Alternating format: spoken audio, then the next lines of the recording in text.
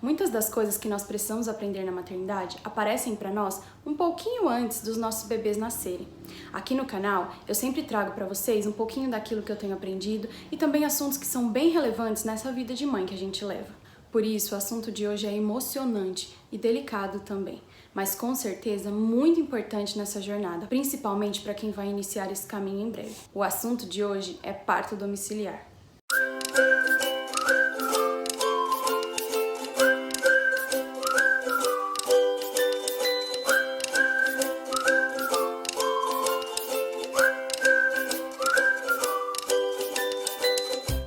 Para isso, pessoal, eu trouxe aqui hoje uma pessoa muito especial para mim e que pode falar sobre esse assunto com muito mais propriedade, tanto por experiência quanto por pesquisa.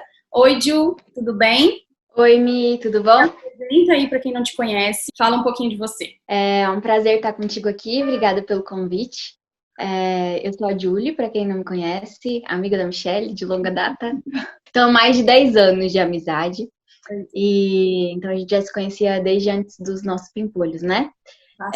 Eu sou enfermeira por formação e no momento eu sou mãe do Owen e do Iron. E é um prazer estar aqui com vocês. Ok, muito obrigada. A gente vai falar um pouquinho sobre parto domiciliar, um assunto que mudou muito a sua vida e a vida de toda a sua família. Por quê? O parto domiciliar, ele foi uma coisa que entrou na minha vida há muito tempo atrás também, quando eu estava na graduação ainda. Então, eu sou casada com o Isaac. O Isaac fez a graduação comigo, foi lá que a gente se conheceu e começou o nosso romance. E aí a gente tinha aula com os mesmos professores, tínhamos as mesmas matérias e tudo mais. E uma dessas matérias que a gente teve já do meio para o final da graduação foi a matéria de saúde da mulher, né? Onde a gente então iniciou os conhecimentos sobre o parto e tudo mais. E as nossas professoras que nos doutrinaram eram muito a favor e trabalhavam com o parto domiciliar há anos já, né? Então elas sempre levaram pra gente como se fosse a melhor escolha que uma família poderia fazer, da forma mais natural possível, que era uma escolha que beneficiava tanto a mãe quanto o bebê, além de ser uma coisa linda, um momento único, onde você poderia vivenciar a experiência mais marcante da sua vida, né? E da vida do seu filho, que seria o nascimento, num lugar aconchegante, junto da sua família, das pessoas que você ama, sem tanta intervenção, né, como num ambiente hospitalar.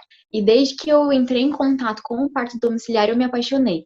Eu acho que isso tem muito a ver com personalidade também, porque eu sempre fui uma pessoa mais assim que prezava pelas coisas naturais, né? Tanto em questão da alimentação, do exercício físico e tudo mais, eu tentava ter um olhar assim um pouco mais naturalista, né? Então eu me apaixonei, eu pensei, pronto, é isso que eu quero. Eu não sabia nem se eu queria ser mãe na época, né? Mas uma coisa eu sabia, se eu fosse mãe, eu teria um parto domiciliar. Então, para você ver, começou bem lá atrás a nossa história com o parto domiciliar, né? E a tua pergunta foi por que marcou tanto a nossa vida? Porque nós escolhemos, literalmente, o parto domiciliar e, infelizmente, o nosso desfecho foi bem negativo. Então, marcou, sim, a nossa vida para sempre. E eu queria te perguntar, então, justamente sobre isso. Como foi essa escolha definitiva, o planejamento e tudo mais? Bom, quando eu engravidei do Iron, logo de início eu não tinha plano de saúde, porque na verdade era uma época em que a gente estava em transições de emprego e tudo mais, então a gente não tinha a possibilidade de ter um plano de saúde. E então as únicas opções que eu tinha eram ou me planejar para ter num hospital público, ou economizar para pagar, né, no tempo da gestação mesmo, para pagar um parto particular, num hospital bom particular, ou economizar também para pagar um parto domiciliar, que também era um serviço contratado, tinha um valor, e o valor não era tão acessível. Então, a gente estava assim, meio que tinha essas três opções, né? E parece que as coisas não entravam muito no nosso orçamento no momento. Então, meio que meu sonho ficou, né, tipo, sem certeza se eu ia conseguir concretizar ou não. Eu até fiquei com vergonha de procurar o serviço, inclusive quem prestava o serviço era a mesma professora que na época tinha nos passado tudo na graduação e tudo mais. Aí foi quando eu comentei com uma amiga minha, e a minha amiga também faz parte desse serviço. E aí eu falei assim, eu tinha muita vontade, sempre tive o sonho e tudo mais, mas acho que não vou ter grana suficiente e tal, não sei o quê. E aí ela, não, imagina, se é o teu sonho, vai acontecer. Então, tudo isso, ela falou que era pra gente conversar, que dava pra gente organizar de uma forma legal. E aí foi assim, então aí acendeu de novo a esperança no meu coração, né? E aí a gente conversou então com a professora já marcou a primeira consulta na residência dela e tudo mais, que era também um consultório. E aí a gente iniciou o acompanhamento, tanto com ela quanto no posto de saúde, que era o acompanhamento que eu fazia do pré-natal. E daí ficou certo que a gente faria dessa forma. Então o planejamento foi assim. E o que é que deu errado? Tudo, né? Ou, enfim, para não dizer que foi tudo, assim, o serviço que a gente contratou realmente foi, né, prestado e tudo mais. Então, eu tenho a tendência de falar muitos detalhes, porque realmente na minha cabeça, sempre que remete a esse assunto, vem toda uma história, né? Então, vamos lá. No dia do parto, né, a minha bolsa rompeu na madrugada, e aí a gente então já acionou e tal o serviço.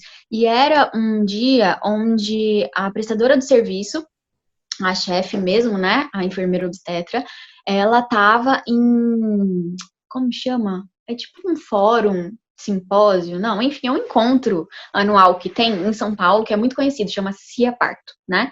E aí todas as pessoas que trabalham com parto humanizado, ou todas as últimas atualizações do mundo do parto, elas vêm trazidas por profissionais de todo o mundo, né? E todos os profissionais se inscrevem para fazer parte desse curso. Então, nesse dia, ela estava justamente nesse curso. Então, ela encaminhou a outra profissional, que era minha amiga, né, para ir me acompanhando. E quando chegasse mais perto, que as contrações estivessem mais juntinhas, né, mais próximas, que tivesse indicando um trabalho de parto mais ativo, então ela viria e se dirigiria até a minha residência. Então, onde as coisas começaram a dar errado? Na verdade, assim, todos os meus últimos ultrassons mostravam que o bebê estava cefálico, né? E tudo até ali tinha dado certo no sentido de que a minha gravidez não era uma gravidez de risco. Tinha uma gravidez totalmente zerada. E aí eu fazia exercício, comia super bem, então não teve nenhuma alteração em nenhum período da gestação. E é só nesse caso que é permitido você ter a escolha de um parto domiciliar, né? Se tivesse tido qualquer alteração, você já é encaminhada para um outro serviço para que você possa não correr risco e tudo mais, né? Então tava todo mundo muito tranquilo. E aí, pelo fato de a minha bolsa ter rompido na madrugada, então quando se trata de um serviço humanizado de parto domiciliar, eles têm uma técnica que eles chamam de no hands. Eles tentam não tocar, né, para não colocar o risco de uma infecção para essa parturiente que já estaria ali com o colo do útero aberto, né, e uma grande chance de infecção, diferente do hospital, né? O hospital, você chega, a primeira coisa que eles fazem, eles te tocam para saber como que tá essa dilatação. Então, muitas mulheres reclamam e tal, no sentido de que acaba sendo uma invasão, é bem desconfortável, né? Mas, no meu caso, vocês vão entender já já o porquê que seria tão necessário eu ter recebido o toque naquele momento. Mas, enfim.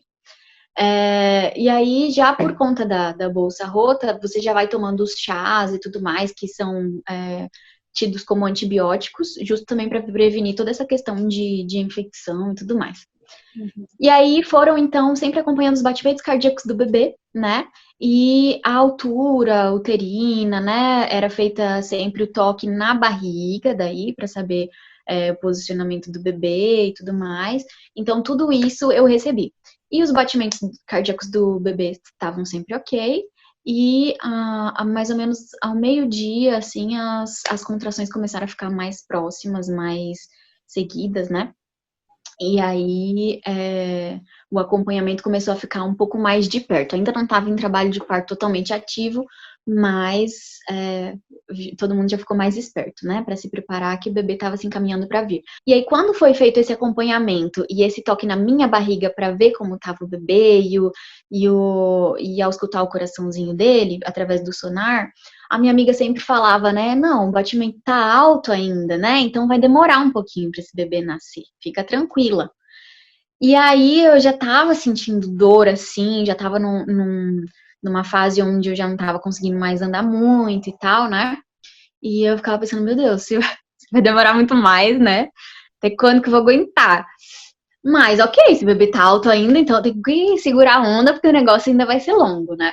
Só que esse já era um detalhe, né? Que poderia ter sido olhado, enfim, né? Dependendo da experiência do pessoal que estivesse me atendendo, para que fosse um sinal de que algo estava diferente com o bebê, porque as minhas contrações já estavam um pouco mais próximas e o batimento estava alto por conta de o bebê estar virado. A contração anterior estava cefálico, na semana anterior eu tinha feito cardiotoco no hospital, estava cefálico, né? Então, ou houve algum erro de diagnóstico do posicionamento do bebê antes, ou literalmente o bebê virou no final da gestação, o que é muito raro.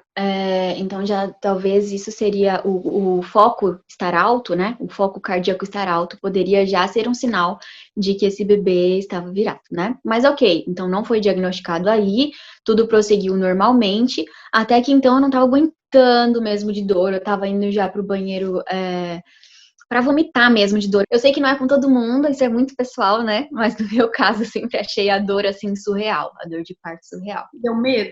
Eu tive bastante. Eu sempre tive comigo que eu tinha um limiar alto para dor, por exemplo. Então eu era uma pessoa que sofria pra caramba de bico calado, sabe? Então eu imaginava que no parto eu ia sofrer bastante, mas que vamos lá, que vamos dar conta. Mas chega num momento que você pensa, não, eu não vou dar conta. Então é muito desesperador, porque você não sabe direito como lidar com a dor, sabe? E aí foi progredindo muito rápido, e na minha concepção, né? E aí, então, a chefe mesmo, né? A enfermeira obstetra que realizaria mesmo o parto, já veio então para o local. E aí, quando ela veio, ela percebeu então que a minha dor já estava, né, num limiar bem alto e que as contrações também já estavam bem próximas uma das outras. Então, ela pensou: esse é o momento de eu tocar, porque eu acho que esse bebê já tá vindo. E aí foi quando eu tive o primeiro toque.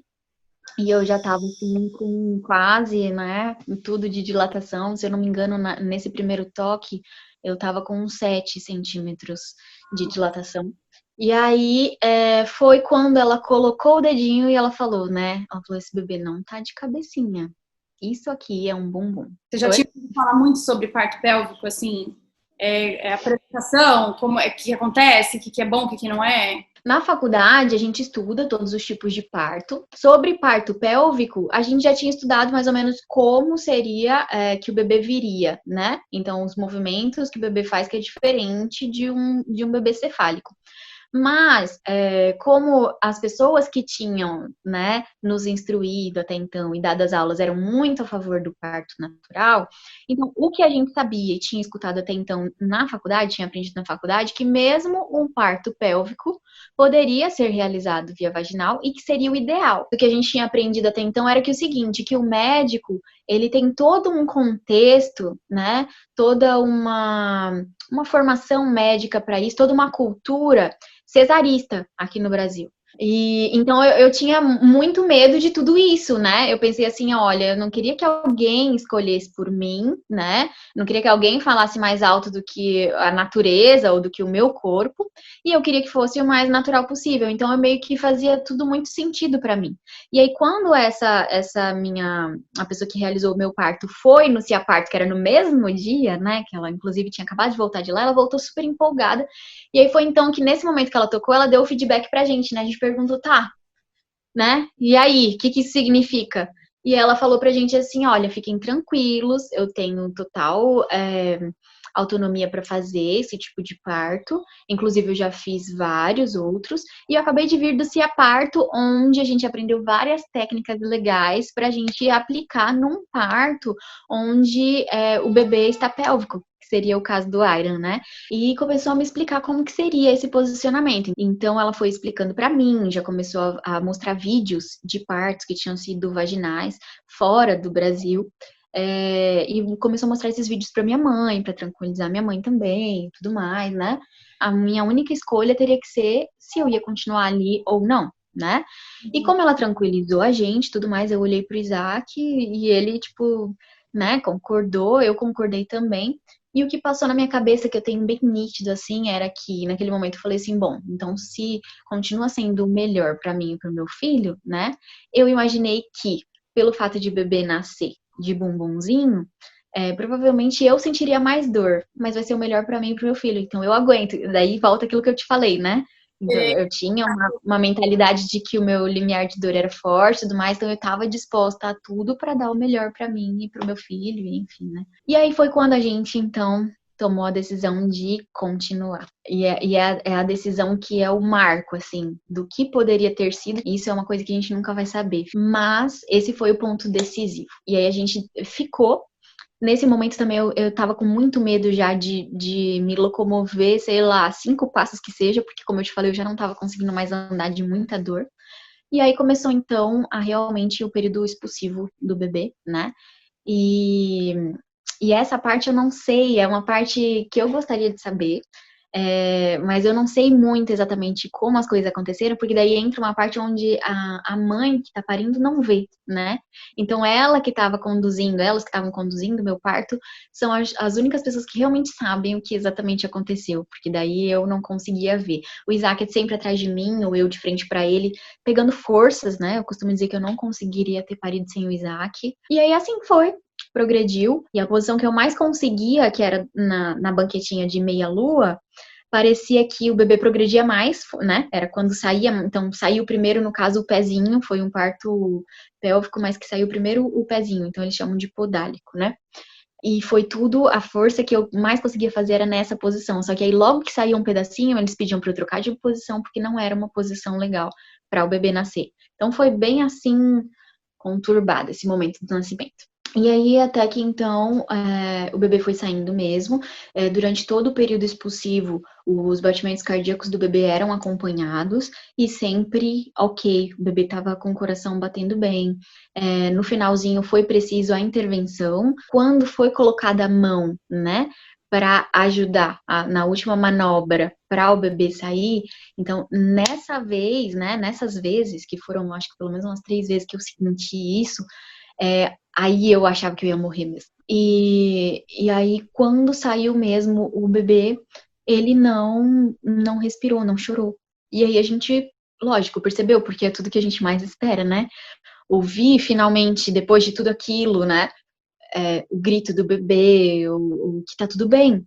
Então, quando o Iron veio e ela pegou ele nas mãos e eu pude, então, virar minha posição para olhar, para poder ver, eu vi ele nas mãos dela, eu vi ele roxinho, mas até então, o bebê quando nasce, ele nasce com uma corzinha meio diferente mesmo, né? Um pouco mais arroxeado e com aquelas manchinhas brancas e tudo mais, né? Eu via que ele tava dessa forma, mas acho que passou alguns segundos assim para eu realmente entender, não, realmente tem alguma coisa errada. E eu não tive coragem de perguntar. Então eu pensei, eu falei, tem alguma coisa errada. Só que eu tinha medo de perguntar e de o feedback ser negativo. Então eu lembro que ficou assim, a gente ficou assim, em choque, olhando, e foram iniciados então algumas manobras com o bebê. Então, logo que ele nasceu, tinha umas mantinhas que elas tinham já aquecidas, que elas colocaram em cima do bebê. Colocaram o bebê em cima do meu colo para ele aquecer comigo e pediram para eu conversar com o bebê. Mas eu lembro que a gente estava assim meio em choque sem saber um pouco o que estava acontecendo. Enquanto isso, a obstetra foi ordenhando o sangue do cordão para que ele continuasse respirando através do cordão umbilical, né? E os batimentos, elas iam checando e os batimentos já estavam baixando nesse momento. Então, elas ordenhavam para mantê-lo respirando. Enquanto isso, iam estimulando para ver se ele dava algum indício, alguma iniciativa da respiração em si, né? E aí foi quando iniciaram, então, o processo de reanimação, né? Então, eu lembro bem do ambu, colocaram ele deitadinho, o ambu e a massagem cardíaca começaram a ser feitas. E aí, eu fiquei meio assim, naquele momento, sabendo que eu tinha que fazer alguma coisa, no desespero que eu tinha que fazer alguma coisa e não sabia exatamente o que eu poderia fazer. E aí eu falei assim, não, peraí, ninguém vai fazer nada. Nessa hora eu tava pensando no socorro já, né? E aí eu falei, cadê meu celular? Pelo amor de Deus, cadê meu celular? E aí o Isaac fez a ligação, minha mãe falou um pouco, o Isaac falou um pouco, e aí eu lembro que pra gente tudo aquilo parecia uma eternidade, né? Porque enquanto isso a massagem cardíaca ainda estava sendo feita, a reanimação ainda estava sendo feita, e nenhum sinal assim do Iron, o máximo que ele fez foi um gasping, que eles chamam, que é ameaçar, né, a respirar, mas não foi efetivo. Naquele momento eu não sabia quanto tempo exatamente tinha passado, eu não tinha muita noção do tempo. Para mim tudo estava sendo muito demorado. E quando o SAMU chegou, então, eu morava no apartamento, tinha 3 lances de escada. A moça do SAMU, né, a técnica de enfermagem, subiu correndo, falou, cadê o bebê? Pegou o bebê, pediu uma cobertinha, a gente deu a cobertinha, uma touca, ela enrolou o bebê e saiu correndo.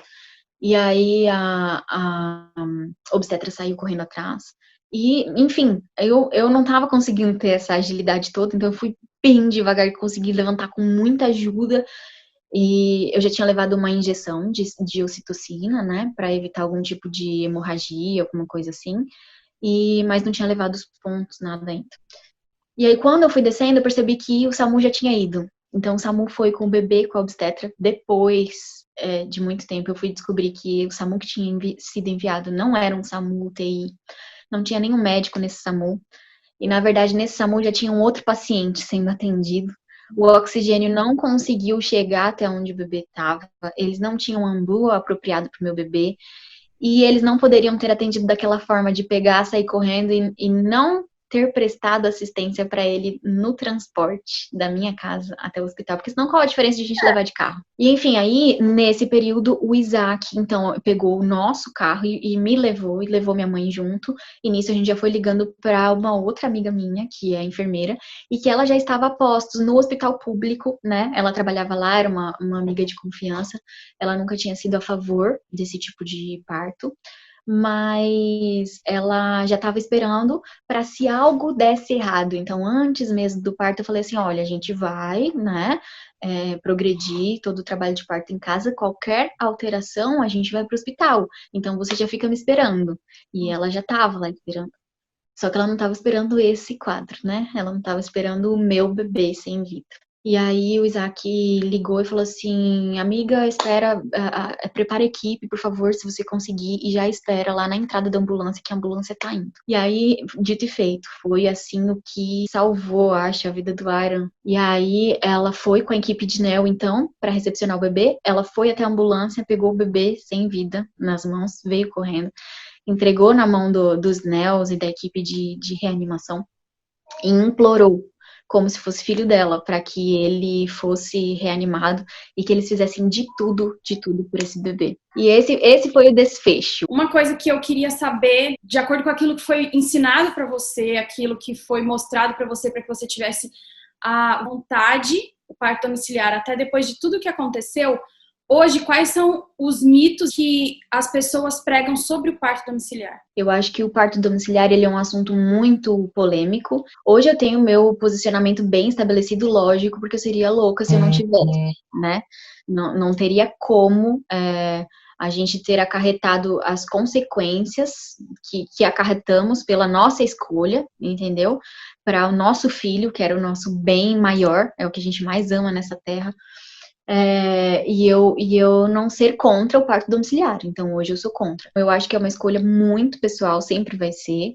Eu sempre vou respeitar muito, mas o que eu acho que falta é esse tipo de coisa que a gente está fazendo agora. Quando eu escolhi o parto domiciliar, eu pesquisava muito, eu tinha vindo de uma formação da enfermagem, então eu não achei nada que desabonasse. As únicas coisas que eu achava contra o parto domiciliar eram pessoas que trabalhavam em hospital e que estavam acostumadas com todo um outro tipo de assistência. Então, o que eu pensava? Eu pensava assim, ó, lógico que cada um tem o seu serviço, cada um vai puxar a sardinha para o seu lado. E uma pessoa que trabalha com parto domiciliar da mesma forma. Mas existe um viés aí de que as pessoas que trabalham em hospital, elas têm mais vivência com intercorrências, né? Então, poxa, é muito diferente uma pessoa que tá lá dentro do hospital, que vê o bebê falecer, que vê o bebê ficar entubado e sofrendo mil coisas que hoje eu sei que o bebê sofre, né? Porque eu morei no hospital praticamente um ano, diferente de talvez um serviço que é prestado na residência e que não entra muito em contato com esse tipo de intercorrência. Então, eu acredito que o serviço que me foi prestado teve muitas falhas aí. Talvez por falta de experiência de ter esse contato com a intercorrência, talvez por não contar com ela, porque daí como a gente tá falando de mulheres de baixo risco, né, que tiveram uma gestação ok. Então, tudo isso eu pensava, poxa, é lógico que lá vai ter mais intercorrência, porque as mulheres que já não estão bem vão pro hospital. Então, eu pensava, nunca aqui lá na UTI NEL vai ter um bebê de uma mulher que teve uma gestação ok, que é uma gestação de baixo risco. Então, essa era a minha mentalidade.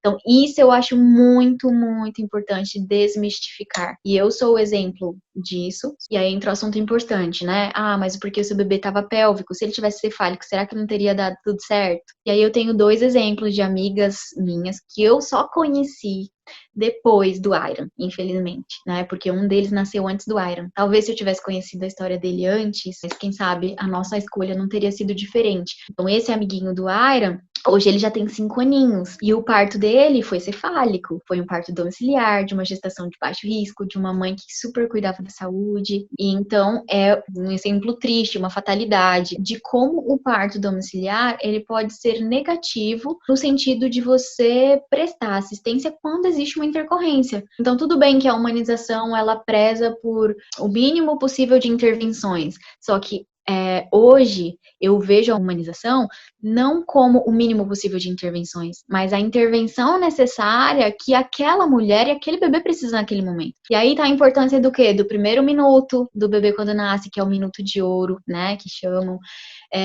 O primeiro minuto do meu filho foi como? Foi num domicílio. Não tinha nenhum material para ele ser entubado, não tinha nem um ventilador mecânico para ajudar ele a expandir o pulmão dele e prevenir uma lesão cerebral no futuro. Então, não tinha nada que pudesse oferecer para ele a segunda opção, que seria a opção da vida. Estima-se que foram, ao todo, essa história toda, uns 50 minutos de privação de oxigênio. Eu não conheço ninguém que esteja vivo hoje com esse tanto de privação. Então, literalmente foi negado a ele isso. E é negado às pessoas que fazem o parto domiciliar. Se nenhuma intercorrência acontecer, graças a Deus, tá tudo ok, foi uma experiência ótima, maravilhosa. Agora, e se? A gente nunca acha que vai estar no 1%, mas e se? Bom, eu acho que você já respondeu, mas eu vou fazer a pergunta de novo. Você faria isso de novo? Não, e não apoio. Na minha concepção, eu estava fazendo o melhor. Mas eu sei toda a responsabilidade que eu tive e as consequências que eu tenho hoje, né? Então, não faria novamente. E eu acho que é muito importante, até por isso, por essa questão, que eu faço questão de contar a história do Iron. Porque eu não conhecia histórias como a minha. Eu falei de 2 histórias de amigas minhas que toparam. Hoje elas topam contar a história delas também, por isso eu tô citando. O outro é mais novo que o Iron, é um bebezinho mais novo que o Iron, e eu fico pensando, se eu tivesse divulgado a história do Iron antes, será que essa mãe desse outro bebezinho amigo dele, né, não teria ficado sabendo e não teria sido prevenido? O caso dela também, o parto cefálico, né, tudo ok, e simplesmente o amiguinho não respirou. Quantos Irons não vão ter que nascer ainda sem conhecer a nossa história? Então, é por esse motivo que eu acho muito, muito importante a gente divulgar, a gente falar sobre. Não é confortável, é de longe, assim, o maior trauma que aconteceu na nossa vida, é o marco, é tudo, assim, não tem como dividir a gente, né, eu e o Isaac, o Iron, e a minha família, enfim, todo mundo que entrou em contato, antes e depois do Iron, né, nitidamente, porque foi muito, muito traumático. Agora, por que as mães não falam? Por que talvez eu não tenha conhecido histórias como a minha antes?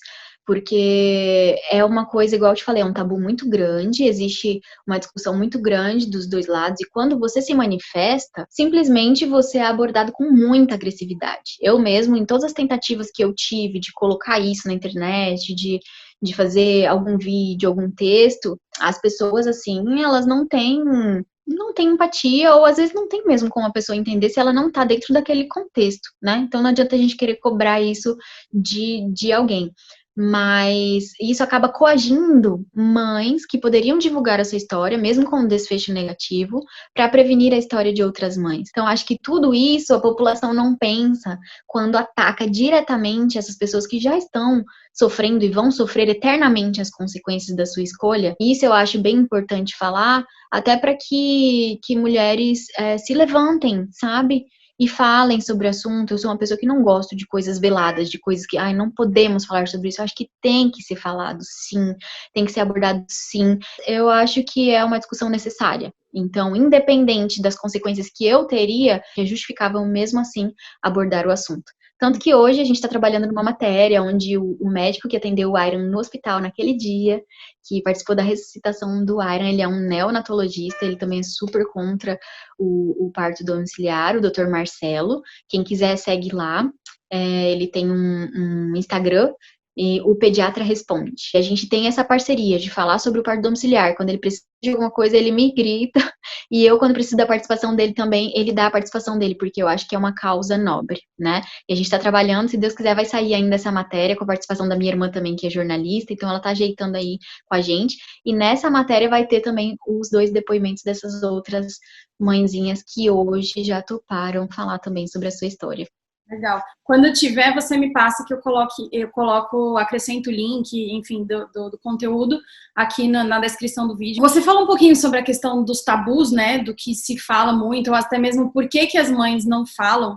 E aí eu acho que essa pergunta acaba sendo bem propícia, mas ao mesmo tempo talvez ela seja um pouco dolorosa. Você culpa alguém ou as pessoas culparam muito você depois de tudo que aconteceu? Sim. Desde que eu cheguei no hospital, muita gente até da equipe, do próprio atendimento do meu filho, tinha raiva, assim, da gente. Então, a gente entrava na ANEL, tinha equipes que nos acolhiam.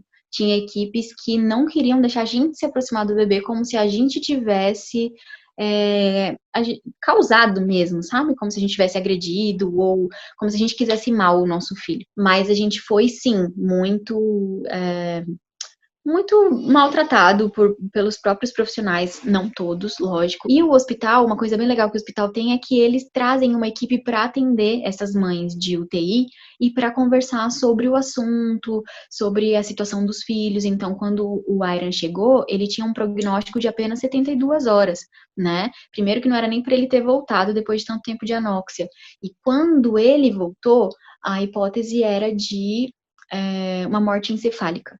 Então, veio toda a equipe, os médicos, o psicólogo, para conversar com a gente, para passar esse diagnóstico, essa realidade, para a gente poder estar preparado. Então, quando o psicólogo vinha falar com a gente e tudo mais, o assunto que era mais abordado era essa questão da culpa. Agora, desde o começo, como eu te falei, eu tentava refazer esse caminho várias vezes na minha cabeça, e para ver se tinha algum jeito de eu ter tomado alguma decisão diferente. E todas as vezes que eu fiz o caminho na minha cabeça, eu cheguei à conclusão de que, com a mentalidade que eu tinha, da forma que eu pensava, com o conhecimento que eu tinha, eu ia escolher isso. Então, a não ser que eu soubesse de algum estudo, ou de alguma história, ou de algum desfecho negativo, talvez isso poderia ter me feito tomar uma decisão diferente. Fora isso, com o que eu tinha, eu não conseguiria ter tomado uma decisão diferente, porque fazia parte da minha essência, procurar algo da forma mais natural possível, igual eu já expliquei. Então, por conta disso, eu não me sinto culpada. Mas é igual eu falei no vídeo, eu sei que eu sou responsável. E para mim são coisas diferentes. E eu escolhi a minha casa para ser a realização desse sonho, do momento mais importante da minha vida. Eu escolhi a minha casa para ser símbolo de vida e não de morte para o meu filho. E foi justo o contrário, né? Eu fiz tudo isso para a gente não estar num hospital, num lugar desconfortável, onde a gente sofresse talvez alguma violência obstétrica, pra gente não passar um dia, 3 dias, sei lá, no hospital. E olha o desfecho que eu tive. Em vez de passar 3 dias no hospital, eu passei praticamente um ano. Então eu paguei muito caro. Eu parei de morar na minha casa. Eu fui morar no hospital. E o meu filho não pôde conhecer o quartinho dele. Enfim, todas as coisas que uma mãe de UTI sabe como é. Pude tomar a decisão de novo, teoricamente, no meu outro filho, né? Que foi um parto hospitalar. E olha só, foi um médico que já sabia da minha história, né? Foi também uma distócia. Foi até o final do parto normal, né? Só que ele tava com distócia de 2º grau, tava com a testinha, também não ia nascer. Então você pensa, né? Se ele tivesse sido meu primeiro filho e tivesse sido em casa, eu também teria complicações. E nesse caso evoluiu para uma cesárea. Então fui até o final do parto normal, dilatação total, o bebê não nascia, o médico já me encaminhou para uma cesárea e o bebê pôde nascer sem qualquer tipo de complicação. Então a diferença, né, dessa assistência e da humanização naquilo que você precisa naquele momento. E se as outras pessoas me culparam, sim, daí se divide muito. Tem gente que me culpa muito até hoje. Para minha família foi muito difícil, porque esse bebê foi muito esperado, foi o primeiro bebê, tanto do meu lado, quanto do lado do Isaac, da família do Isaac. Então, a primeira negação de muitas pessoas foi bem negativa, de me mandar mensagens e áudios falando da chateação e o quanto eles abominavam o que tinha acontecido, o que eu tinha feito, a decisão que a gente tinha tomado. E eu sabia que com o tempo aquilo ia passar, e a gente ia ter que passar por aquilo, não tinha jeito. Então não é algo assim que eu levo pra mim, dói, mas eu entendo, né? As pessoas que chegam e colocam isso, a culpa sobre você de uma forma pra te machucar, eu entendo. O que você diria hoje para as pessoas que pensam em ter um parto domiciliar ou que têm essa vontade, ou até mesmo que estariam pesquisando, assim como você disse que já fez, né, antes de tudo isso acontecer, e que talvez encontrem só uma vertente do que geralmente acontece e que hoje, talvez, assistindo esse vídeo, vão ter aí uma nova história, um novo caminho. O que é que você diz para essas pessoas em especial? Se você viu esse vídeo, não foi por acaso. Eu não acredito que foi por acaso. E se você tem ainda dúvidas, né, e acredita que pode ser feito de uma forma mais segura, que pode, por exemplo, ter uma ambulância UTI já esperando na porta da sua casa e tudo mais, eu acho que é válido conversar, então, com pessoas que tiveram essa experiência, né, com alguém que, quem sabe, teve, então, uma intercorrência e tinha uma ambulância na porta de casa, e como que foi. Então, você utilizar todas as ferramentas que você pode, porque depois que passa, né, o time da escolha, tem muitas escolhas na vida que a gente não pode voltar atrás mais. Mas essa é uma coisa muito séria. E uma coisa que o Dr. Marcelo sempre fala pra mim, que é esse doutor que fez a reanimação do Iron, ele fala assim que o nascimento é o acontecimento mais traumático da vida de um ser humano depois da morte. Como é um acontecimento tão traumático, tão importante, como esse primeiro minuto ele define todo o resto da vida desse bebê, eu acho que o máximo de assistência, né, que a gente puder ter, o máximo que a gente pudesse prevenir, ainda é pouco. Bom, pessoal, o vídeo de hoje foi sobre esse assunto super importante que a gente espera que alcance muitas pessoas, principalmente aquelas que estão procurando informações sobre vários tipos de parto, querendo escolher o seu tipo de parto.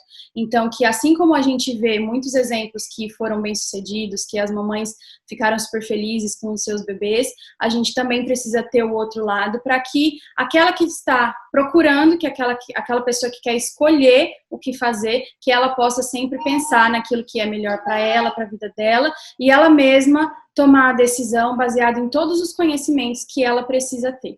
Prazer, Mi, ter passado esse tempinho com você. Obrigada por essa oportunidade de coração. Um abraço e um beijo no coração de todos que estiverem assistindo esse vídeo.